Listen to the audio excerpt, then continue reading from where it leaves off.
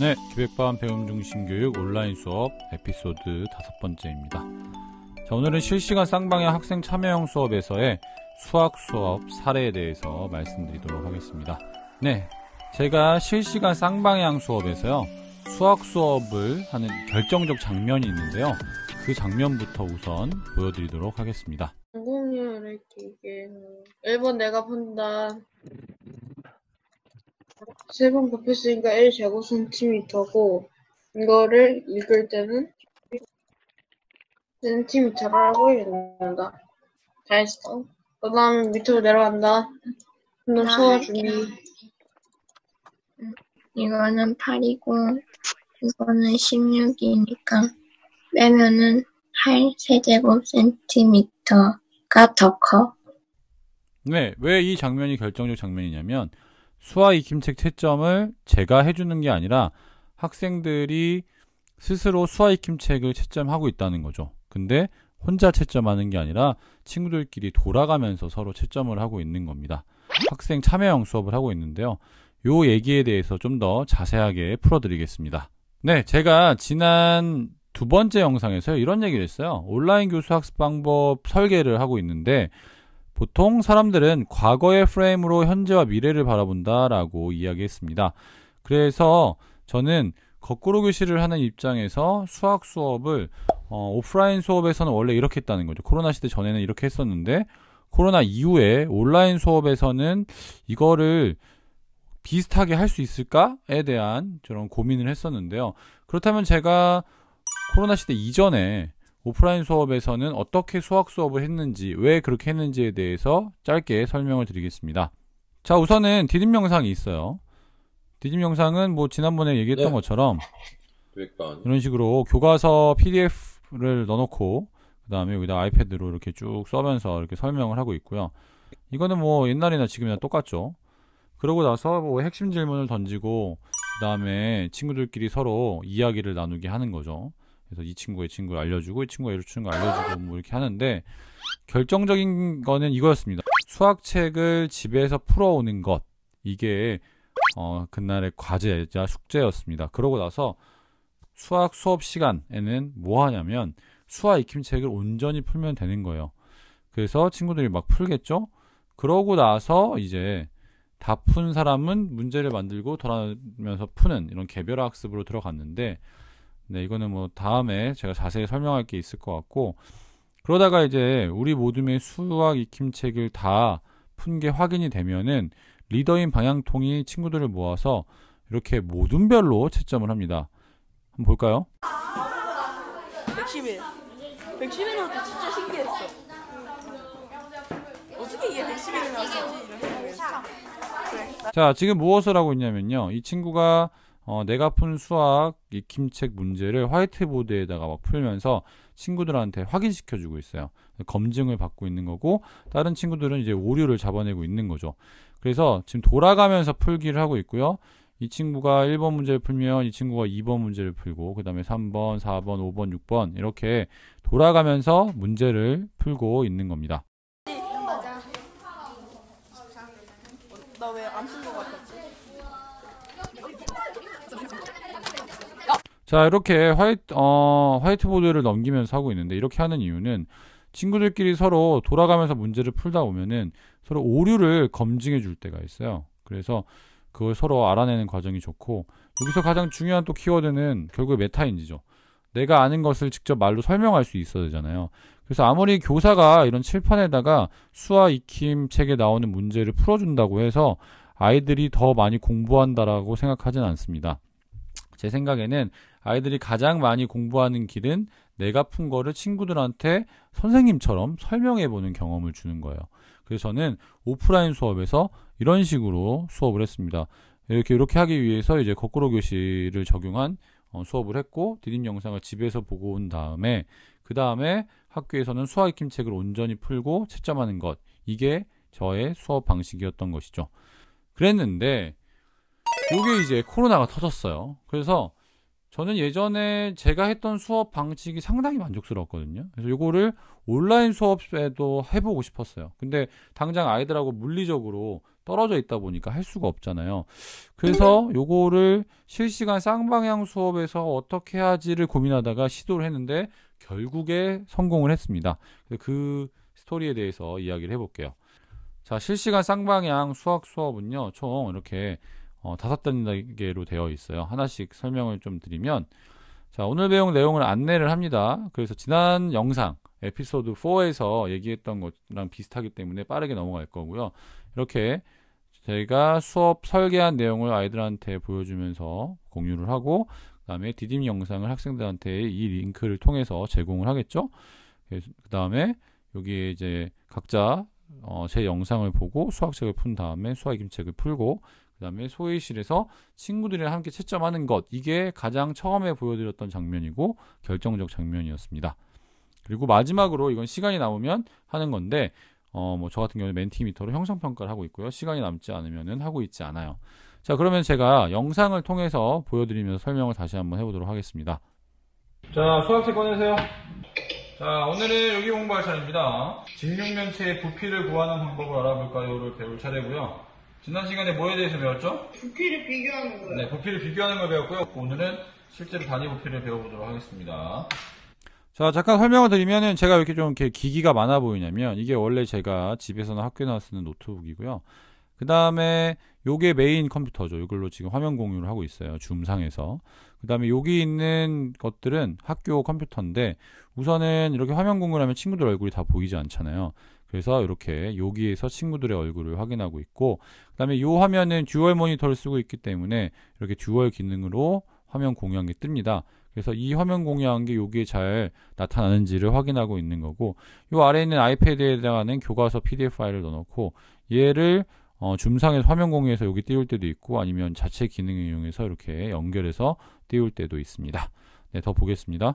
자, 오늘 여러분들이 공부할 부분은 이건데요. 처음에 영상을 보는데 영상의 러닝타임이 좀 길어요. 11분 23초입니다. 왜냐면은 수학책이 120쪽부터 123쪽까지 좀 깁니다. 그래서 이거를 2학년은 뭐 알면 수학책을 다 보고 풀고 나서 영상을 보고, 잘 모르겠으면은 영상을 보면서 하나하나 풀면서 중간중간에 이렇게 영상 재생을 멈출 수 있죠. 멈췄다가 다시 보고 다시 멈췄다가 풀고 뭐 이런 식으로 스스로 공부하면 좋겠습니다. 그 다음에 수학 익힘책도 그에 따라서 양이 많겠죠. 80쪽부터 83쪽까지 하면은 됩니다. 자, 여기서 이제 오프라인 거꾸로 교실과 온라인 거꾸로 교실, 실시간 쌍방향 거꾸로 교실 차이가 뭐냐면, 지난 영상에서 설명을 했었지만, 지금 40분이란 수업 안에 제가 제시하는 수학책을 푸는 거예요.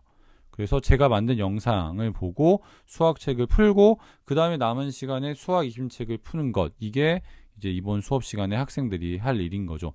근데 굳이 왜 실시간 쌍방향 수업에서 이렇게 영상을 만드느냐? 지난번 영상에서도 얘기했지만, 시간을 훨씬 더 효과적으로, 효율적으로 쓰기 위함이고, 그 다음에 학생들이 자기주도적으로 공부를 하기 위함입니다. 그래서 이걸 풀다가 잘 모르겠으면 리와인드도 하고, 그 다음에 잠깐 멈췄다가 다시 한번 문제를 풀어보기도 하고, 그러기 위해서 굳이 영상을 제시를 하는 거죠. 자, 그러면은 시간을 좀 많이 놓을게요. 25분 정도 줄 테니까 25분 후에 만나서 수학 익힘 채점을 하고 간단히 정리 활동을 하고 끝내도록 합시다. 알겠나요? 네. 네, 저는 25분 후에 보는 걸로 하고 우리는 헤어집시다. 선생님이 방에다가 띄워줄게요. 자, 25분에 봅시다. 공부하세요. 자, 지금 화면에 나왔던 것처럼 제가 아이들한테 단톡방에다가 지금 컨트롤 C9에서 공유하고 있는 장면이었습니다. 자, 이제 학생들은 각자의 시간을 통해서 수학책을 풀고 있는 거죠. 그리고 이렇게 이제 제 영상을 보면서 수학책을 풀고 있는 거고, 다 풀고 나면은 이제 여기 보이는 것처럼 수학 익힘책도 풀겠죠. 저는 보통 아이들한테 한 2배에서 2.5배 정도, 그러니까 영상 길이의 2배에서 2.5배 정도의 시간을 주고 있습니다. 자, 이렇게 1분이 남으면 이제 학생들을 불러 모아요. 자, 이제 줌에 들어옵시다. 자, 잘 풀었어요? 예. 자, 그러면 이제 공유를 끊고 우리 소회실로 가볼까요? 네, 소회실 보내주겠습니다. 소회실에 가서 빠르게 공유를 하고 빠르게 채점하시기 바랍니다. 자, 지금 제가 소회실로 보내고 있고요. 소회실을 가기 위해서는 이렇게 학생들이 모둠 앞에다가 1, 2, 3을 붙여주면은 빠르게 막 이렇게 보내기가 좋죠.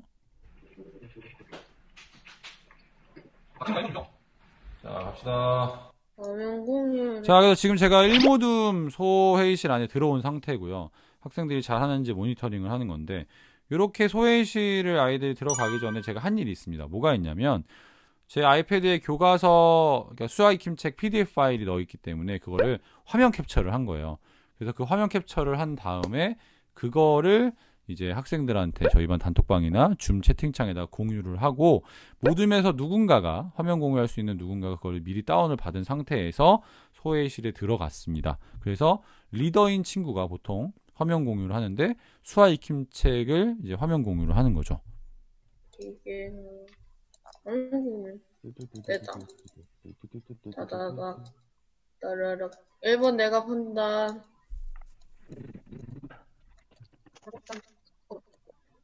세 번 곱했으니까 1제곱센티미터고 이거를 읽을 때는 네, 요 장면은 아까 제일 처음에 나왔던 장면이죠. 그래서 지금 1번 친구가 1번 문제를 풀었어요. 그럼 그 다음에는 누가 하냐? 2번 친구가 2번 문제를 푸는 거죠. 그래서 제가 예전에 오프라인 수업 때 거꾸로 교실 어떻게 했을지 보여드렸을 때 화이트보드에다가 아이들이 보드마커로 했었잖아요. 그거를 이제 어떻게 했느냐? 온라인 상황에서 이렇게 줌상에서 주석 기능을 이용해서 수아익힘책에다가 학생들이 풀어주는 겁니다. 겉으로 보이는 형태는 다르지만 본질은 똑같은 거예요. 본질은 내가 아는 것을 친구한테 설명하는 것, 이런 기회를 학생들한테 많이 준 거죠. 자, 계속 볼까요? 자, 그리고 지금 어떤 장면이냐면 여기는 1모둠, 여기는 2모둠, 여기는 3모둠을 이제 3모둠이 활동하는 걸 제가 보고 있는 거죠. 그러면서 학생들이 혹시 오류는 없는지, 잘하고 있는지 이런 거를 검토를 하고 있고요. 만약에 이러다가 오류가 발생하는 모둠이 있다. 그럼 제가 바로 개입을 해가지고 야, 이런 거는 좀 잘못한 것 같아 라고 얘기해 주기도 하고, 아니면 그들끼리 해결하고 있으면은 흐뭇하게 지켜보고 그렇게 하고 있습니다. 결국에 중요한 건 학생들한테 스스로 뭔가 공부할 수 있는 기회를 계속 제공해 준다는 거예요. 8, 정답은 8입니다. 모르겠으면 모르겠다요. 알았어. 자, 이제 마지막 활동을 할 거고요. 마지막 활동은 멘티미터로 들어가서 5문제를, 멘티미터 4문제 정도 되겠다. 4문제 정도를 풀어보면서 자기 실력을 한번 체크해 보도록 하겠습니다. 네, 여기서 이제 멘티미터가 등장하는데요. 시간이 남으면 이걸 하고, 시간이 남지 않으면은 이제 요거를 하진 않습니다. 자, 다음 상자의 부피를 구해봅시다. 자, 이러면 학생들이 이제 각자 푸는 거죠. 자, 3초, 2초. 자, 답은 1728. 맞아요? 와. 예. 네, 좋습니다. 네, 그러면 정답이 맞춘 애들은 점수가 올라가고 그렇게 됩니다. 오, 4명이 맞췄나? 네, 그래서 멘티미터도 카우처럼 같이 정답을 맞췄지만 더 빨리 맞춘 애들이 점수가 더 많이 올라가는 그런 특징이 있습니다. 그래서 가볍게 하기에는 멘티미터가 참 좋죠. 구하는 거 배웠죠? 부피 어떻게 구한다? 가로 곱하기 세로 곱하기 높이. 그렇죠. 가로 곱하기 세로 곱하기 높이다. 기억하시고, 다음 내일 수학 시간에는 세제곱미터에 대해서 배우도록 하겠습니다. 네, 이렇게 해서 수업을 마쳤고요.